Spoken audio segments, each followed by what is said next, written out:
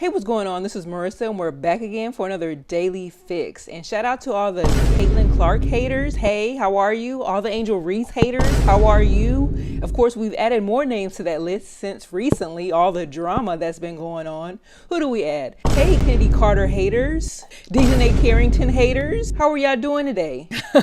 Been getting way out of hand, and it's just been crazy. And I know it's been a while and nothing but drama going on. And I finally have a moment to hop back on. And by the way, go watch Bad Boys. It was a really great movie, intense, action-packed. You will love it. Now, back with the WNBA. Okay. And we left off with the Kennedy Carter incident, which she was provoked by Caitlin Clark. Go and check the footage. Go check the footage. And then next, Monica McNutt finally checked Stephen A. Smith. And when I say checking, I mean stating facts. The way it was going, the tone was, we're the preeminent leader on women's sports. And that is what provoked the question from me, Bo. To me, this is why this whole thing has blown my mind, Bo, because it truly wasn't, in that moment, it was not about checking and winning a debate. It was a legitimate question, right?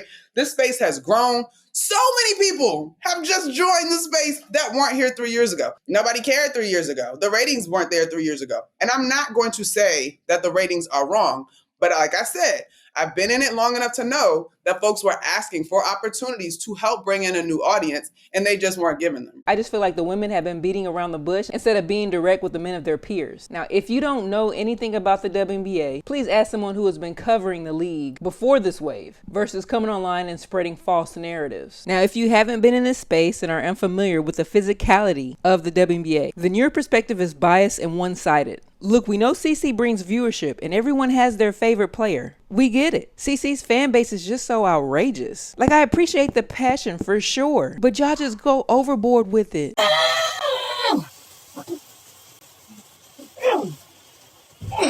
Now, Angel says it's not just one person. People are talking about women's basketball, but you never would think that we'd be talking about women's basketball. People are pulling up to games. We got celebrities coming to games, sold out arenas, like, just because of one single game.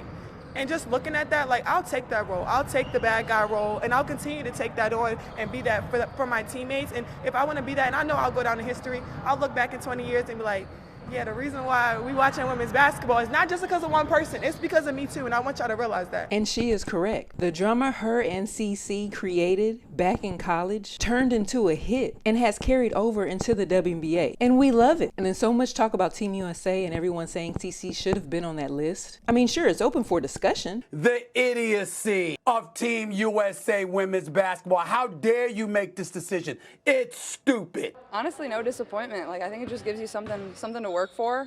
That's a dream. Hopefully one day I can be there, and I think it's just a little more motivation.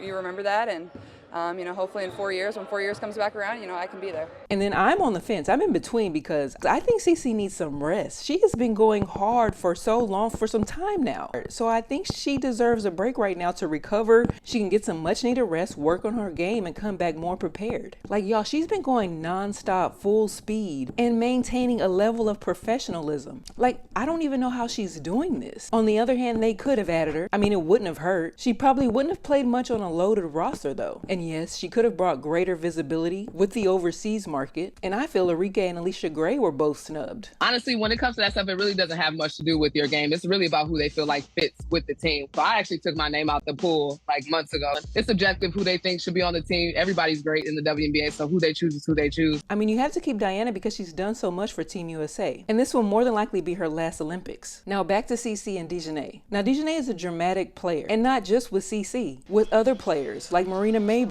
Everyone has been with the shits this year. These women want the smoke. We need dramatics, theatrics. We want to be entertained, and they are giving this to us. Now, don't get me wrong. I know Dejanay has the Indiana Fever circled on her calendar. Trust.